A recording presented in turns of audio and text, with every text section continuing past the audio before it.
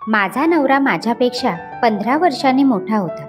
आमचे एकमेकांबरोबर खूप वाद व्हायचे. एक दिवस माझा नवऱ्याचा बीपी वाढला आणि त्यामध्ये त्याला लकवा मारला. तेव्हापासून तो अंथरुणाला खिळून बसला होता. तो रात्री रडायचा आणि सारखा सारखा स्टोरूमकडे इशारा करायचा. मी जेव्हा स्टोरूममध्ये जाऊन पाहायचे तेव्हा आतमध्ये कुणीही नसायचे. एक दिवस माझ्या नवऱ्याचा मृत्यू झाला. त्याच्या मृत्यूनंतर मी 3-4 दिवसांनी स्टोरूमची साफसफाई करत होते. तिथे साफसफाई करत असताना माझे ते प्राणच गेले. कारण स्टोरूममध्ये माझा नवरा आणि असे म्हणतात ना, आयुष्यात प्रत्येकाला एक ना एक दिवस न्याय नक्कीच मिळतो आणि मी त्या लोकांमधील एक आहे. माझे नाव मानसी होते. मी खूप सुंदर होती. माझे लग्न माझ्या आईबाबांनी एका सरकारी नोकरी करणाऱ्या माणसाबरोबर करून दिले होते. तो सरकारी ऑफिसमध्ये एका मोठ्या पदावर नोकरी करत होता. परंतु त्याचे वय माझ्यापेक्षा 15 वर्षांनी जास्त होते. त्याच्या डोक्यावर एकही केस नव्हता. पाहणाऱ्या लोकांना असे वाटायचे की मी त्यांची मुलगी आहे. म्हणून तो मला नेहमी सांगायचा की जास्त जेव आणि तुझे वजन पटापट वाढव. कारण का तर तू सुद्धा माझ्या बरोबरीने मोठी दिसायला हवी. तेव्हा मी त्याला म्हणाले, माझे वजन वाढवण्यापेक्षा तू तुझे वजन का कमी करत नाहीस? हे ऐकताच त्याने मला एक कानशलीत मारली. तेव्हा आमच्या लग्नाला फक्त 4 दिवस झाले होते. त्याने माझ्यावर हात उचलला आणि मी जमिनीवर कोसळली. खरं तर मी मस्करी करत होते, परंतु त्याला एवढा राग आला होता आणि त्याची कानशिलात एवढी जोरात होती की मी खाली पडली. तेव्हा त्याने मला उचलले सुद्धा नाही आणि वर म्हणू लागला, बायकोने बायकोप्रमाणे वागायला हवे. तू यापुढे माझ्याबरोबर असे काही बोललीस तर मी ऐकून घेणार नाही. मी तर मस्करी करत होते, परंतु त्याने स्वतःच्या मनाला खूप लावून घेतले. त्या दिवसापासून तो मला रोज टोमणे मारत असायचा. मला खाण्यासाठी चाऊमिन, बर्गर असे वेगवेगळे पदार्थ घेऊन यायचा. का तर माझे वजन वाढायला हवे म्हणून. ते सर्व खाऊन माझे पोट खराब होऊ लागले, परंतु तो काही ऐकायला तयार नव्हता. त्याचे असे म्हणणे होते की अशा वेगवेगळ्या पदार्थ जेव्हा मी खाईन तेव्हाच मी जाडी होईन. शेवटी असे पदार्थ खाऊन माझे वजन वाढू लागले. माझे वजन एवढे वाढले की मी खूप विचित्र दिसू लागले. लोक मला पाहून बोलू लागले की लग्नानंतर तुला काय झाले? एवढी का वाढली आहेस? तुझी सुंदरता तर पूर्णपणे निघून गेली आहे. आता तू ओबडधाबड दिसत आहेस. परंतु मी कोणालाही काही सांगू शकत नव्हते की हे सर्व माझ्या नवऱ्यामुळे झाले आहे. माझा नवरा माझ्यावर 4 दिवसापासूनच हात उचलायला लागला होता. हे सुद्धा मी माझ्या आईबाबांना सांगू शकत नव्हते. तो माझ्या आईवडिलांना सुद्धा शिव्या द्यायचा. मी त्यांच्या समोर असेन तेव्हा तो मला कधीही काही उलटसुलट बोलायचा. असे त्रासदायक जीवन मी जगत होती. तो माझी इज्जत करत नव्हता. मी माझ्या खर्चासाठी त्याच्याकडे पैसे मागू लागले. तेव्हा तो म्हणाला, तुला जर काही पैसे लागणार असतील तर तू स्वतः नोकरी कर आणि तुला जसे जगायचे आहे तसे जग. तो पैसे द्यायला तयार नाही म्हटल्यावर मी शेवटी एका स्कूलवर शिक्षिकेची नोकरी करू लागली आणि मिळणाऱ्या पगारातून माझे जे काही वैयक्तिक खर्च होते, घर खर्च होते, ते मी करू लागली. पण तरीही तो मला त्रास द्यायचा. त्या त्रासाला कंटाळून मी कधी कधी स्कूलमध्ये मुलांसमोरच रडू लागायची. तेव्हा मुले आश्चर्याने माझ्याकडे पाहत म्हणायची की टीचरला काय झाले आहे रडायला? परंतु मुलांचा त्या प्रश्नाचे उत्तर माझ्याकडे नसायचे. माझे असे जवळचे कुणीच नव्हते की माझे दुःख मी त्यांच्यासमोर मांडून माझे मन मोकळे करू शकेन. आता तर तो त्यांच्या मित्रमंडळींसमोर सुद्धा माझी बेइज्जती करत होता. मी माझ्या नवऱ्याला समजवण्याचा खूप प्रयत्न करायचे. तुम्हाला मला जे काही बोलायचे आहे ते घरी बोला, परंतु 4 लोकांमध्ये मला काहीही बोलू नका. परंतु त्यांच्या स्वभावामध्ये कोणताच बदल होत नव्हता. माझे बोलणे त्याला पटावे म्हणून तो जे काही बोलेल तसे मी वागायचे. तो जेव्हा माझ्यावर रागवायचा तेव्हा मला असे वाटायचे की त्याला ऑफिसमधील कामाचे टेन्शन असेल आणि त्या टेन्शनचा राग तो माझ्यावर काढत असेल, म्हणून मी त्याचा त्रास सहन करत असायचे. परंतु तो सर्व राग माझ्यावर काढून स्वतः मात्र मित्रांबरोबर मस्त फिरायला जायचा आणि स्वतः मात्र खुश राहायचा. कधी कधी तर त्यांचे मित्र सुद्धा घरी यायचे आणि ते घरी आले की माझे एकच काम की किचन सांभाळायचे आणि ज्या काही एक ऑर्डर येतील त्याप्रमाणे मी त्यांना वेगवेगळे पदार्थ बनवून द्यायचे. तरीही मी त्यांच्यासाठी वाईटच होते. शेवटी मला असे वाटायचे की मी नक्की काय करू? मला काही सुचायचे नाही. माझ्या घराला कुणाची नजर लागली आहे का, कोणी जादूटोणा केला आहे का, असे विचार सुद्धा माझ्या मनात यायचे. माझा नवरा ज्या ऑफिसमध्ये काम करायचा त्या ऑफिसमधून त्याला खूप पैसे मिळायचे. तो नेहमी नवनवीन गाड्या घेऊन आपले शौक पूर्ण करत असायचा. पण त्याला माझ्याविषयी किंवा मला एखादी गोष्ट आणावी किंवा विचारावं असे सुद्धा वाटायचे नाही. आमचे घर म्हणजे सतत भांडण असणारे घर अशी ओळख आता आमच्या आजूबाजूच्या लोकांमध्ये आमच्या घराविषयी झाली होती. एक दिवस आमच्या घरामध्ये खूप मोठा वाद झाला. माझा नवरा खूप जोरजोरात माझ्याबरोबर भांडण करत होता. तुला एखादी चांगली भाजी बनवून ठेवता येत नाही का? डाळ बनवून ठेवली आहेस, तुला माहीत नाही का? डाळ मला आवडत नाही, मूर्ख कुठली. तेव्हा मी म्हणाले, माझ्याकडे पैसे नव्हते आणि घरात बनवण्यासाठी दुसरे काहीच नव्हते, म्हणून मी फक्त डाळ भात बनवले. तुम्ही तर घराकडे लक्ष देत नाही. कोणती वस्तू संपली आहे किंवा काही आणायचे आहे याची तर तुम्हाला चिंता नसते. माझा नवऱ्याचा राग एवढा वाढला होता की त्या रागाने त्यांचे अंग थरथरू लागले होते. तो मला सांगत होता, तू आत्ताचा आत्ता हे घर सोडून निघून जा. तू मला सुरुवातीपासूनच अजिबात आवडत नाहीस. मी एक मजबुरी म्हणून तुझ्यासोबत राहत होतो. माझ्या नवऱ्याला एवढा जास्त राग आला होता की त्याचा बीपी वाढला. त्यामध्ये तो जमिनीवर कोसळला. मी सुद्धा खूप घाबरले होते. मी लगेच ॲम्ब्युलन्सला फोन करून बोलावून घेतले आणि तातडीने त्यांना हॉस्पिटलमध्ये दाखल केले.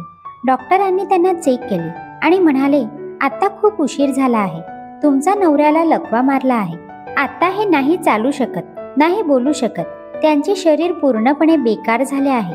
माझ्या नवऱ्याचे डोळे आणि 2-4 हाताची बोटे एवढेच काही ती काम करत होती. बाकी पूर्ण शरीर असंवेदनशील झाले होते. काही दिवस त्याला हॉस्पिटलमध्ये ठेवल्यानंतर त्याला घरी आणण्यात आले. आता मी त्यांची देखभाल करत होते. तो काही बोलत नव्हता, जागेवरून हलू सुद्धा शकत नव्हता. परंतु त्याचे डोळे मला सांगत होते की त्याला आता पश्चाताप होत आहे. परंतु आता जे झाले ते झाले. आता मी त्यांची सेवा करण्याव्यतिरिक्त दुसरे त्यांच्यासाठी काही करू शकत नव्हते. त्यांची अशी अवस्था पाहून मला सुद्धा खूप दुःख व्हायचे. मी एक भारतीय स्त्री होते, म्हणून मला नेहमी असे वाटायचे की माझ्या नवऱ्याला कोणतेही नुकसान पोहोचायला नको. भले तो कसाही असला तरी तो माझा नवरा आहे. पूर्ण वेळ मी त्याची सेवा करून माझी नोकरी सुद्धा सांभाळत होते. माझी सेवा बघून त्यांच्या डोळ्यामध्ये आता माझ्याविषयीचा भाव दिसत होता. कारण ज्या बायकोवर आपण हात उचलला, तिला वाईट साईड बोललो, तीच बायको आज आपली सेवा करत आहे हे तो आपल्या डोळ्यांनी पाहत होता. त्याला आता कोणतीही गोष्ट हवी असेल किंवा काही सांगायचे असेल तर तो आपल्या डोळ्यांनी इशारा करून मला सांगायचा. काही दिवस झाल्यामुळे आता त्यांच्या डोळ्याचे इशारे मला सुद्धा समजू लागले होते. त्याला कधी भूक लागली असेल किंवा बाथरूमला जायचं असेल तर तो मला इशारा करूनच सांगायचा. एकदा माझा नवरा स्टोरूमकडे इशारा करत होता. सुरुवातीला तर मला समजतच नव्हतं की तो नक्की काय सांगत आहे. मी त्याला विचारलं की स्टोरूमकडे तुम्हाला जायचे आहे का? तर त्याने नाही असा इशारा केला. परंतु तो सतत स्टोरूमकडे इशारा करत राहिला. मला त्याची गोष्ट आता कळतच नव्हती.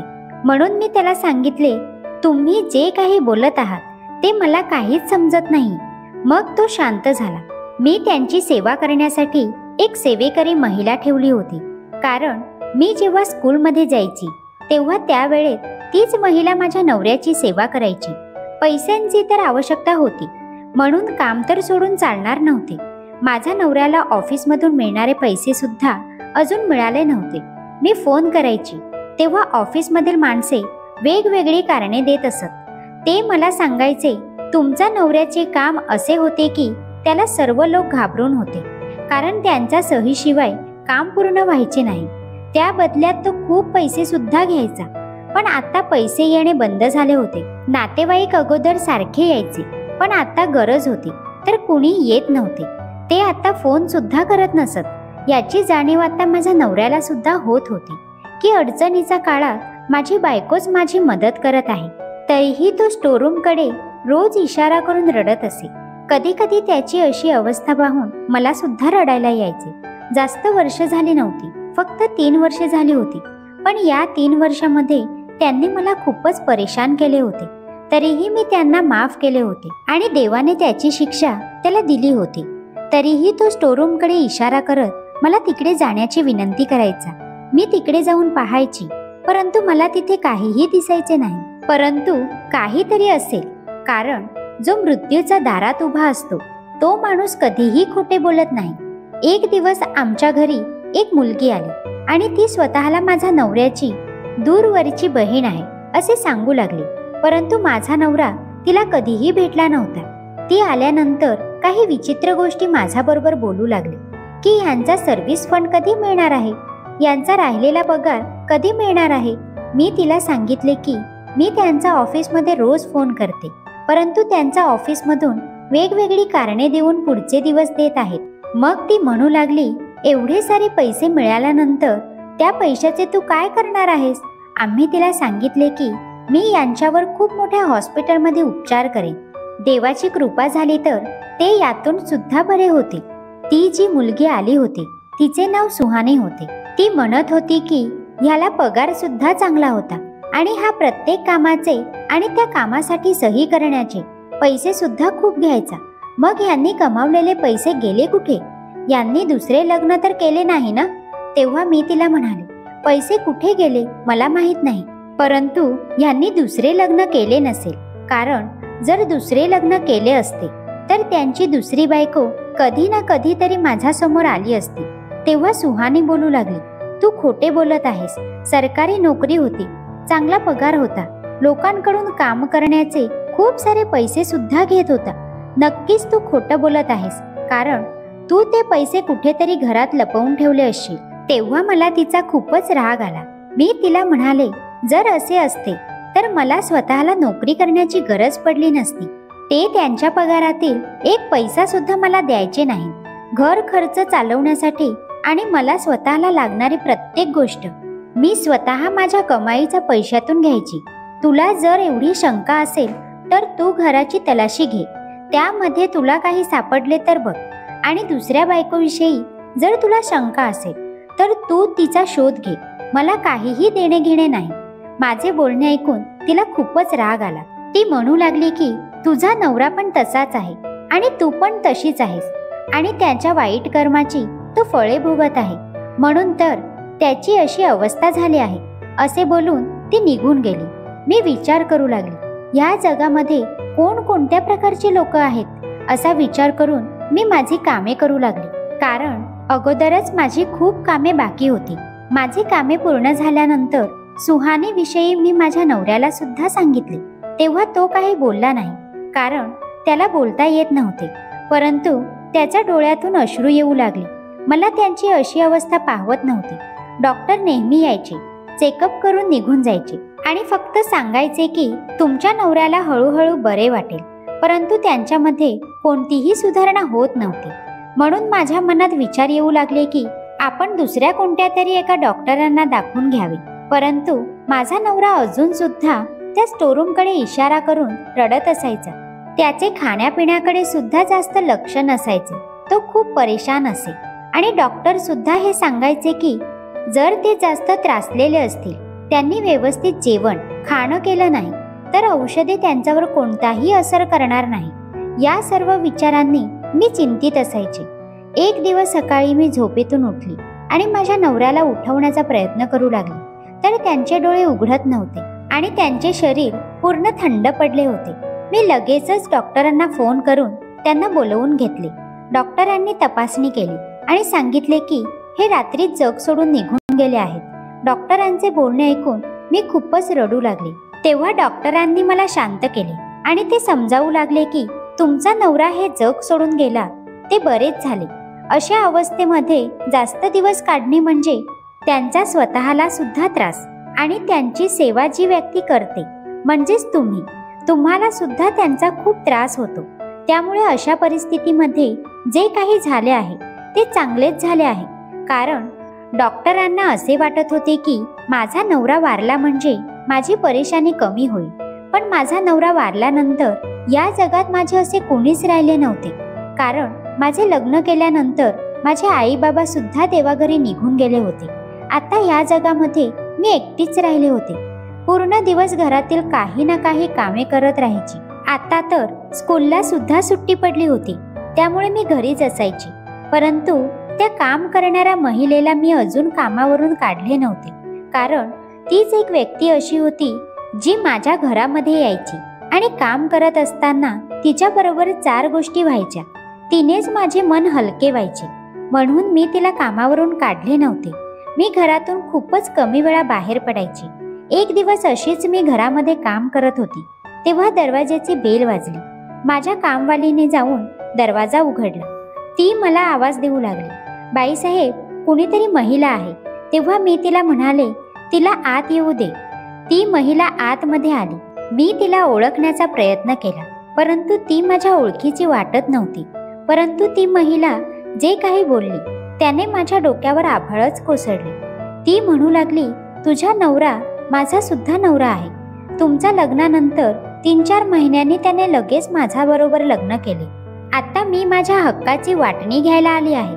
ते ऐकून मला खूपच वाईट वाटले होते, कारण माझ्या नवऱ्याने दुसरे लग्न सुद्धा केले होते. म्हणूनच तो मला म्हणायचा की मी तुझ्यावर प्रेम करत नाही किंवा मी तुझी इज्जत सुद्धा करत नाही. माझा सर्व राग त्या महिलेवर मी काढला. मी तिला म्हणाले, तुला लाज वाटत नाही का एका लग्न झालेल्या पुरुषाला फसवून त्याच्या बरोबर लग्न करायला? फक्त आणि फक्त तुझ्यामुळे माझं आयुष्य बर्बाद झाले आहे. माझ्या नवऱ्याने मला हक्क दिला नाही. त्याच्या प्रेमासाठी मी दिवस रात्र तडफडत होते. त्याच्याकडे एक पैशासाठी मला भीक मागावी लागत होती. का? तर त्याचे कारण मला आत्ता समजत आहे. तो सर्व पैसे तुझ्यावर खर्च करत होता. तो जेव्हा आता आजारी होता, अंथरुणावर खिळून पडला होता, तेव्हा तू कुठे होतीस? दिवस रात्र मी त्याची सेवा करत असायची. तेव्हा ती महिला म्हणाली, ते मला काहीही माहीत नाही. त्याने जबरदस्ती माझ्याबरोबर लग्न केले होते. हे बघ, आमच्या प्रेमाची निशाणी मी बरोबर घेऊन आले आहे.